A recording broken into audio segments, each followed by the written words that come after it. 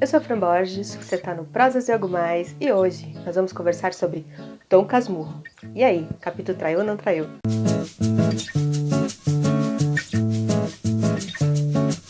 Oi pessoal, e aí, tudo bem com vocês? Espero que sim. E hoje nós vamos conversar sobre esse que é um dos maiores, se não o maior romance da literatura brasileira, Dom Casmurro de Machado de Assis.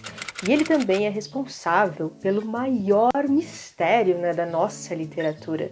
Afinal, Capitu traiu ou não traiu Bentinho? Eu vou contar para vocês a minha convicção sobre o caso, mas eu vou deixar mais pro final do vídeo, vou avisar para quem não gosta de spoilers, tá? Porque eu vou elencar todos os pontos que me levaram a essa convicção. Se ela traiu, se não traiu, ou se eu fiquei na dúvida. Então, aguardem. Lembrando que eu sempre deixo os links para compras da Amazon aqui embaixo. Se você comprar por esses links, você ajuda o canal e não paga nada mais por isso. Dom Casmurro conta a história de Bento Santiago, também conhecido pela alcunha de Dom Casmurro, que aos 54 anos resolve contar as suas memórias, mais especificamente como ele conheceu a sua namorada de infância, que viria a ser sua esposa, Capitu, e o seu grande amigo Escobar, e como ele passaria a desconfiar dos dois. Óbvio que, se você ler apenas por essa perspectiva, ela vai ser muito pobre, porque Dom Casmurro é um romance que vai muito além apenas da questão do ciúme ou da traição. Dom Casmurro é considerado pelos críticos o terceiro romance do que eles dizem ser a trilogia realista de Machado de Assis, que se inicia com Memórias Póstumas de Brás Cubas, que tem vídeo aqui no canal, segue com Quincas Borba e termina em Dom Casmurro. Muitos críticos também dizem que essa fase realista do Machado flerta com o modernismo, pela sua característica de escrita e narrativa, e pela formação dos seus capítulos, que muitas vezes alguns capítulos são apenas um parágrafo. A narrativa do Machado nesse livro, Dom Casmurro, ela não é linear, ela é fragmentada. O narrador ele vai contando a sua história conforme as memórias vão surgindo na mente dele. E entre um capítulo e outro, abre espaço para digressões. Ele fala ali dos seus pensamentos, das suas sensações. Ele se passa no Rio de Janeiro do Segundo Império, ainda escravocrata. Tem até uma passagem aqui em Dom Casmurro que o Bentinho vê o Dom Pedro II passando pela rua, do Rio de Janeiro, com o seu séquito. Machado consegue caracterizar muito bem a sociedade da época através dos seus personagens, A hipocrisia e a vida de aparências daquela elite carioca, que também se pode traduzir, da elite brasileira. Os seus costumes, os seus conceitos de religião, de política, de relacionamentos, de conveniências e caridade. Infelizmente, algo ainda muito semelhante se você for comparar com a postura da elite brasileira atual. Bentinho é o próprio proprietário, dono de terras, dono de escravos, que nunca teve que trabalhar na vida. Passa um tempo no seminário por uma promessa da mãe, depois acaba fazendo direito, porque na verdade era um costume naquela época das famílias mais abastadas.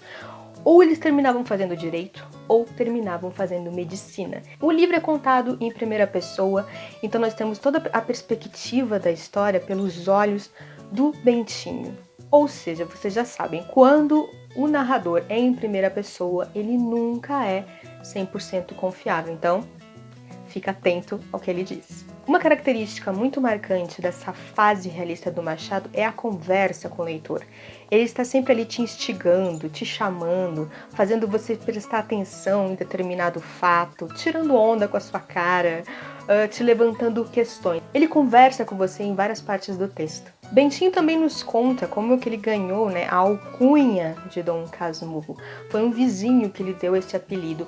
E se você procurar a descrição de Casmurro, você vai ver que é uma pessoa ensimesmada, fechada, calada, mas também teimosa e turrona. Se você for um leitor atento, você já vai tirar muita coisa dessa descrição. Outra coisa que você vai perceber durante a leitura dos livros do Machado são as claras referências às obras de Shakespeare, de quem Machado era um grande leitor. Nesse livro especificamente, Dom Casmurro, tem até um capítulo que se chama Otelo. Ele faz essa comparação Bentinho, Otelo. Bentinho também tem uma reflexão a respeito desse assunto. Muitos críticos falam que Dom Casmurro seria quase como o Otelo brasileiro. E agora eu vou falar das minhas convicções, né? Se eu considero que Capitu traiu, se não traiu, se eu fico na dúvida. Pra quem não gosta de spoilers, vou deixar aí na tela o tempo certo pra você pular esse vídeo, certo? Também vou deixar uma enquete aí pra você que já leu o livro, só por curiosidade. O que você acha? Capitu traiu ou não traiu? Bom, desde a primeira leitura que eu já li no ensino médio, lá com os 16, 17 anos, e hoje, relendo novamente esse livro, a minha convicção é que Capitu não traiu Bentinho. E olha que eu sempre me perguntei e continuo me perguntando o que Capitu viu em Bentinho. Porque que camarada chato que é esse Bentinho, gente do céu. É um filhinho de mamãe, inseguro, chato pra caramba. Vai entender o que se passava na cabeça de Capitu. Acho que ela merecia um troféu, inclusive. O primeiro ponto que me leva a crer que Capitu não traiu Bentinho é justamente a primeira pessoa, né? O narrador em primeira pessoa. Ele fala, tudo o que a gente sabe sobre Capitu, sobre toda a situação, são os olhos do Bentinho. A gente não conhece verdadeiramente a Capitu, a gente só tem um vislumbre do que Bentinho falava dela. E ele, desde o começo, né, mesmo quando ele era pequeno, ele já se descreve como um inocente, puro, que acaba no seminário. E Capitu é sempre a mais esperta, a dissimulada, né, olhos de cigana oblíqua e dissimulada. Segundo, ele demonstra insegurança o tempo todo. Tem inclusive uma fala dele durante o livro que ele diz que Capitu era muito mais mulher do que ele era homem. E ele fala, não com as mesmas palavras, mas ele também fala a mesma coisa de Escobar. Você vê pelas descrições claramente que ele se sente inferior aos dois. Bentinho é aquele cara que sempre anda curvado, né, calado, que não acredita em si mesmo. Ele sempre está se comparando ao Escobar, dizendo que Escobar é melhor do que ele. E de fato, realmente, eu acho Escobar melhor do que ele. Vamos combinar, né? Tanta insegurança. Se próprio Bentinho achava isso dele, por que Capitu e Escobar, na cabeça de Bentinho, achariam diferente? Outro ponto, Bentinho tem esses acessos, esses delírios de ciúme desde a adolescência. São delírios inexplicáveis. Enquanto ele vai contando essa história, a gente nunca sabe se a visão é de uma realidade que está acontecendo ou se são os acessos ou delírios de ciúme dele. Isso principalmente acontece em relação ao filho dos dois, né, o Ezequiel, que depois ele acaba tendo certeza absoluta que não é filho dele.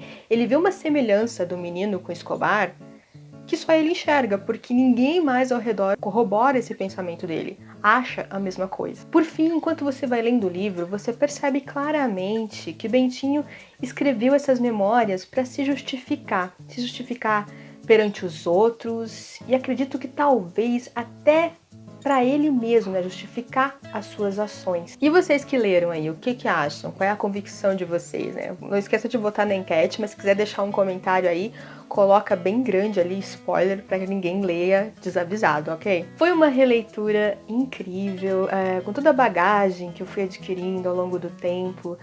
Foi uma leitura muito mais proveitosa, muito mais atenta. Vale muito a pena ler esse grande romance da literatura brasileira. É o tipo de livro que gera análises jurídicas, psicológicas, sociais. Então é um livro que provoca realmente, que te convida a pensar, a juntar as pistas e chegar a alguma conclusão. Eu vou deixar aqui embaixo também alguns vídeos, um vídeo do Direito e Literatura falando sobre Dom Casmurro. Para você que está assistindo esse vídeo e vai fazer vestibular ou precisa estudar esse livro, também vou deixar uns vídeos aqui de professores analisando, né, esse livro, porque o meu objetivo aqui é mais uma conversa sobre o livro. Então eu vou deixar aqui se você necessita de alguma crítica mais aprofundada, certo? E vamos continuar essa conversa aí nos comentários. Se você não leu, se você quer reler, me conta aí as suas expectativas, suas perspectivas, se você gosta, se tem trauma do Machado, me conta a sua história aí com o Machado de Assis. Se gostou do vídeo, não esquece de curtir, de compartilhar para que mais pessoas assistam. No final desse vídeo eu vou deixar outros 2 vídeos que vocês também podem gostar. Quer acompanhar o meu dia a dia de leitura, notícias do universo literário, projeto Lendo os Três Mosqueteiros, promoções de livros, me encontra nas redes sociais. Tô no Face, tô no Instagram, no Twitter, no Scooby. Beijo pra vocês e até o próximo vídeo, que vai ser no domingo com vídeo extra das leituras de setembro. Tchau, tchau!